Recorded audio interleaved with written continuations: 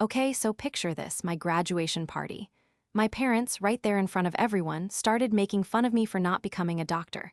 Can you believe it? I tried to explain myself to defend my choice, but my dad just lost it and threw a drink in my face. Seriously. But then, my brother stepped in and the whole room went silent. Let me back up a bit. I'm Zoe, 22, and I just graduated college. I was so happy to be done with school, all the tests and pressure a huge weight off my shoulders. I was really proud of my environmental science degree, too. It's not exactly a glamorous field, but I'm passionate about it. I really believe in what I'm doing, and I want to make a difference, even if it's just a little one. So my family threw this party for me. You'd think it would be a nice, happy celebration, right? Congrats, Zoe. We're so proud. Yeah, not with my family. It never is. Let me tell you about them. My dad, Greg, he's a lawyer, and he thinks everyone should be a doctor or a lawyer. He's all about what he considers successful careers. Super practical, and he doesn't have much patience for anything he thinks is a waste of time or, like, too idealistic. My mom, Lisa, she's totally different. She's quiet, doesn't like confrontation at all.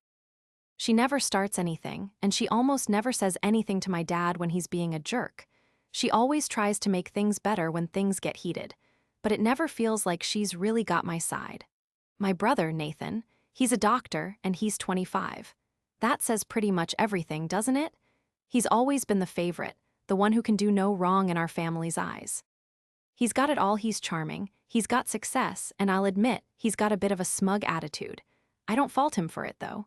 He's just being himself. But it's a struggle to feel significant when he's always being held up as the perfect example of success. Then there's me, Zoe, and I decided to study environmental science because I want to do something that really matters.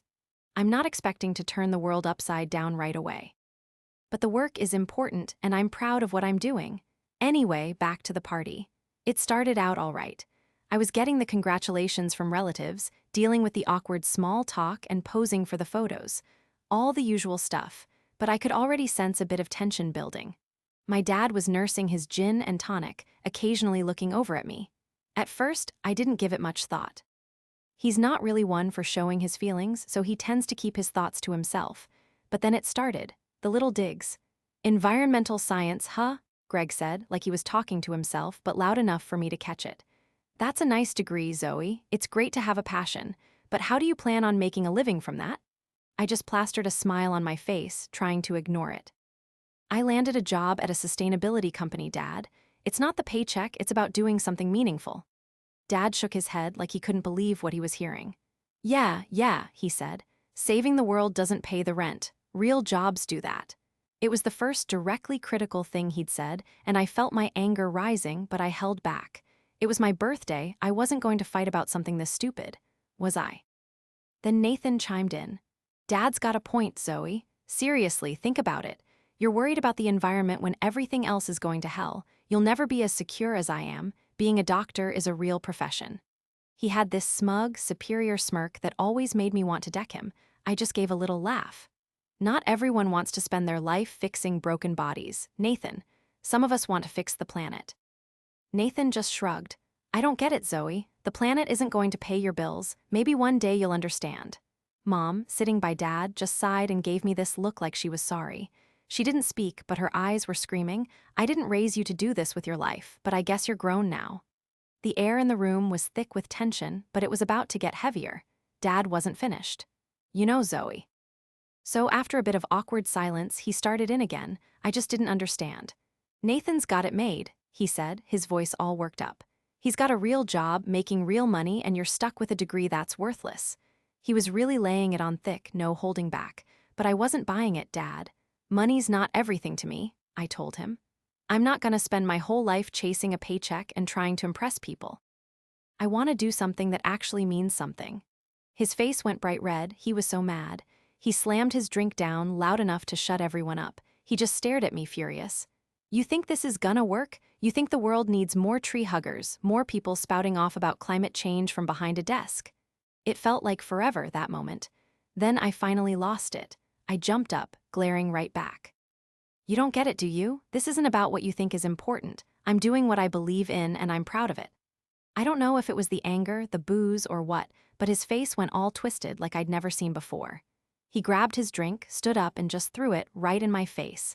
The icy liquid shocked me, soaking my hair and shirt. I just stood there, stunned, trying to figure out what just happened. My heart hammered, and the room was so quiet, you could hear a mouse sneeze. The icy drink running down my face made me feel like I was glued to the spot. I was standing there, soaked and struggling to process what just went down. I could barely get air. The room was so silent, I swear I could hear my own heart pounding in my ears. Everyone was staring, but nobody budged. Nobody uttered a peep.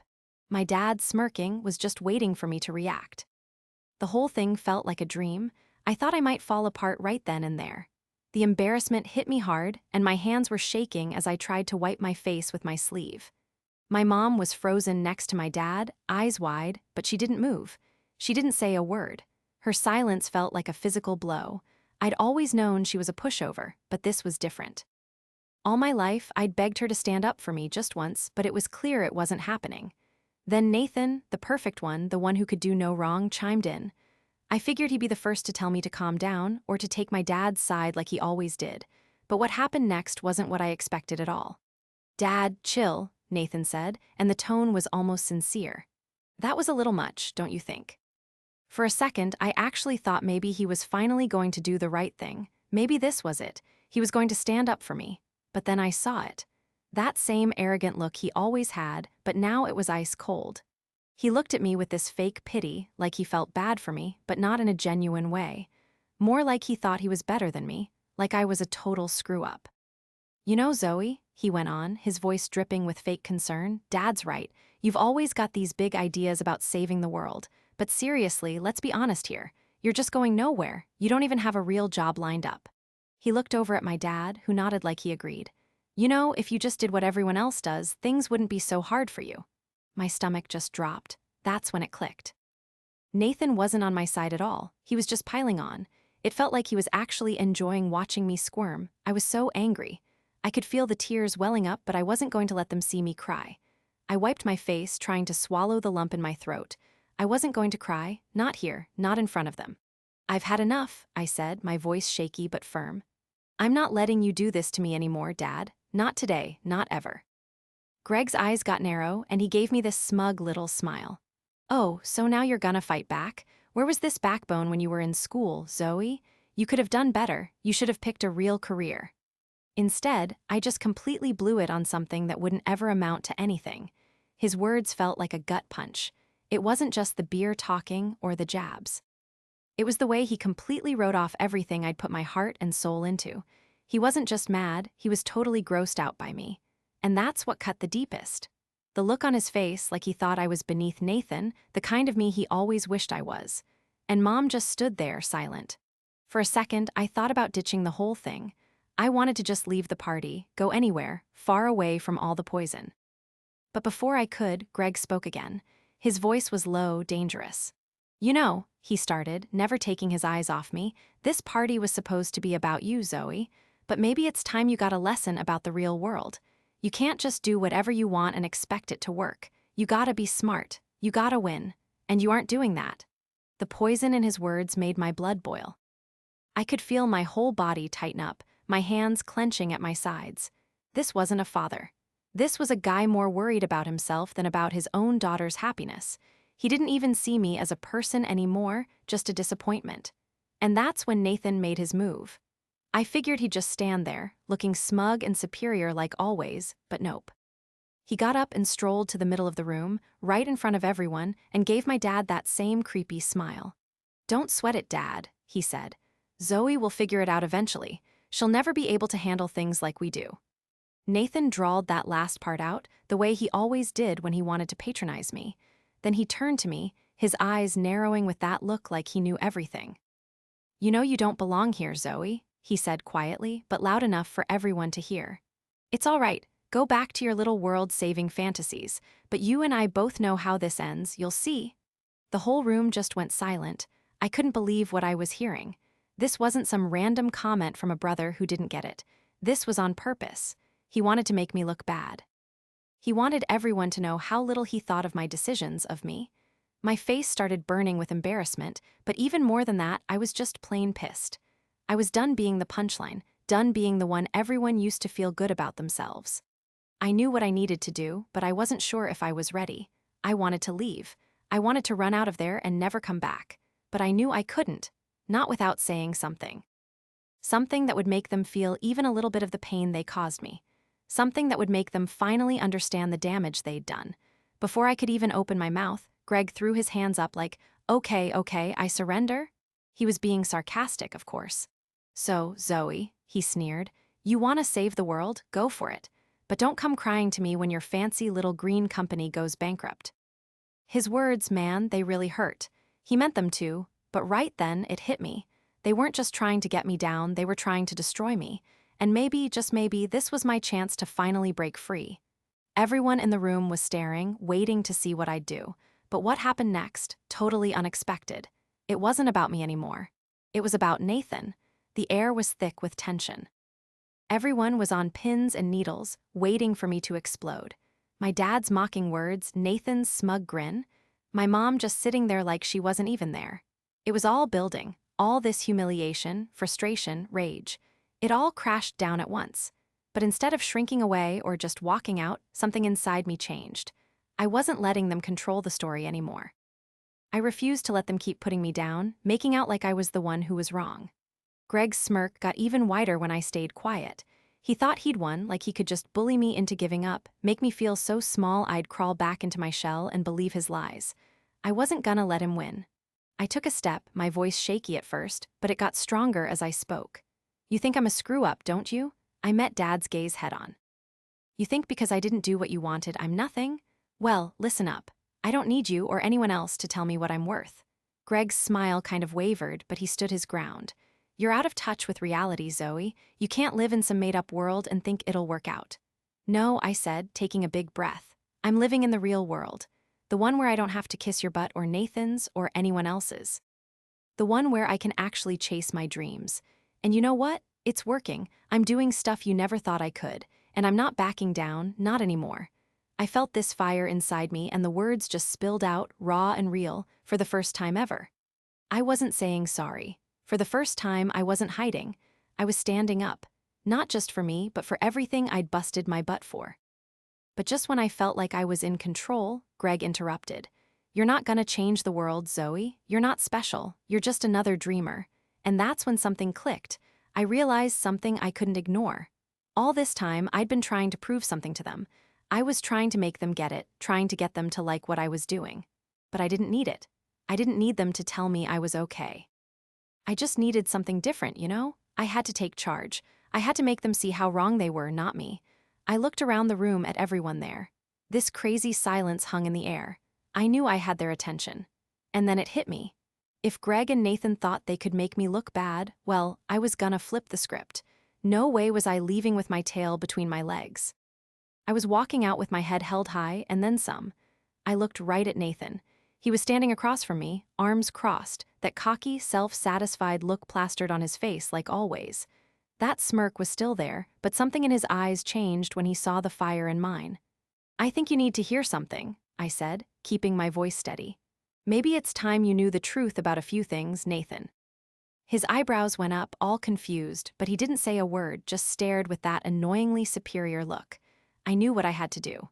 I'm not gonna let you or anyone else make me feel like I have to fit into your little box, I told him. But here's something you don't know, Nathan. I've been working on something for a while now. You want to talk about real careers? Well, you've seriously underestimated me. I'm not just gonna be the naive kid you've always seen. I've got a surprise for you. Nathan's face went from smug to, well, suspicious. What are you talking about? He asked. I smiled, finally feeling like I was in control. So, I've got this offer, you know, from a pretty big environmental company.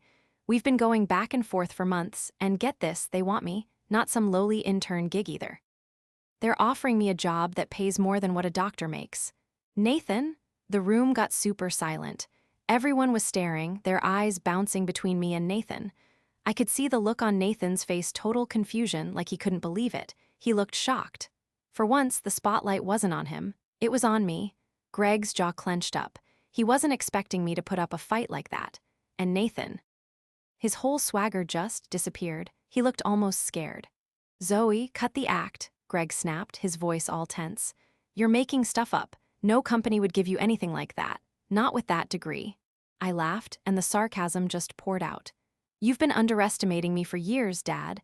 Maybe it's time you realized I'm not that little girl anymore, and I definitely am not the failure you always make me out to be. The energy in the room was changing. You could practically feel the pressure, but I knew the tables were turning. I wasn't the one who had to explain myself anymore. They were the ones scrambling, trying to figure out what was happening. Nathan looked like he'd eaten a whole lemon. His usual know-it-all attitude was totally gone. "You're kidding," he mumbled, almost to himself. "I'm not," I said. "You'll see." Okay, so I had everything planned out. I saw the doubt in their eyes, and that's when I knew I'd won. Right then, I was in charge. I'd shown them their teasing wasn't going to get to me. In fact, it had fired me up. The air was so thick with tension, you could have cut it with a knife. Nathan was standing there, looking totally shocked and angry, while my dad was fuming. Everyone just went quiet, their eyes darting between the three of us. And there I was, feeling powerful in a way I hadn't felt in ages. For the first time ever, I wasn't saying sorry for being me. I wasn't trying to get their approval. I saw it in Nathan's eyes that superior act he always puts on was crumbling. "You're lying," he mumbled, but he didn't sound so sure of himself anymore. That cocky confidence was gone, replaced by this weird uncertainty. "You couldn't have. They wouldn't have offered you." "I'm not lying, Nathan," I said, keeping my voice calm. "I've busted my butt to get here, and you've spent your whole life thinking the world owes you something. Well, it doesn't." Greg's face was getting red. "You're wasting your time," he snapped, his fists clenched tight. "You'll never make it. You'll fail, just like always. You can't take over the world with your little tree-hugging projects." But something had changed in his voice. It wasn't so much a jeer anymore. There was fear there. He was scared of losing control over me. I was terrified my carefully constructed world, the one where I was the puppet master, was starting to fall apart. But I remember grinning, a weird peace settling over me. "You got one thing right," I told him. "I'll never be like you, and I'm not trying to make the world fit what you want. I'm doing this my way." The room hung heavy and quiet for a spell. Then, out of the blue, my brother Nathan, the guy who spent his life putting me down, who just stood there while Dad ripped me to shreds, did something I never saw coming. He took a long, slow breath, then walked right over to me. I went rigid. Was he about to laugh at me again? Another one of his sick little games? But to my utter disbelief, he didn't. He held out his hand, and his voice was calm, even though he didn't look me directly in the eye. "Zoe, listen," he said. "I don't know what's up with you, but you're not totally wrong. You've always done things your way, even if it wasn't what Dad wanted. Maybe it's time I admitted I don't know everything." For the first time, Nathan wasn't the perfect one. He wasn't the one Dad was fawning over. And in that instant, I saw him for who he really was, just a regular person, messed up, lost, and probably a little scared, just like the rest of us. I didn't shake his hand. I didn't have to, but I looked him in the eyes and nodded. "Thanks, Nathan," I said softly. "I appreciate that." The air was thick with what had just happened. My dad just stood there, all white-faced and shocked. He was lost, completely speechless, and for the first time ever, I saw him crumble. He wasn't this all-knowing, super strong guy anymore. He was just a guy, dealing with the mess he'd made of our family all these years. After a long, heavy silence, he just turned and walked away, his shoulders drooping. Not a single word. Poof, it was over. The guy who'd spent my whole life putting me down, controlling every little thing, was just walking away without even a fight. I couldn't believe it. I was finally free of his strangling hold. What happened next totally surprised me. Nathan and I talked a few more times. It was super awkward, but we were honest with each other. It wasn't perfect, but I could see him really trying to understand me, not as some big failure like he always thought, but as a person with my own life to live. Greg, on the other hand, he didn't take my new job offer well, not at all. For a while, he tried to act like it was just luck, that it wouldn't last, but I kept proving him wrong. I started the job, and little by little, my confidence just wiped away his criticisms. I didn't need his okay to succeed, you know? That was the most liberating thing ever. Finally, after a few months, he called. I let it go straight to voicemail. The text arrived, kind of abrupt, you know? "Zoe, it's me. I think you were right." It was like, I've been a jerk. I didn't even reply. I didn't have to. I'd already figured out something way more crucial. My value, it didn't come from what they thought. It came from me. Nathan and I still chat occasionally. He's changed. He's still Nathan, for sure, but gentler somehow.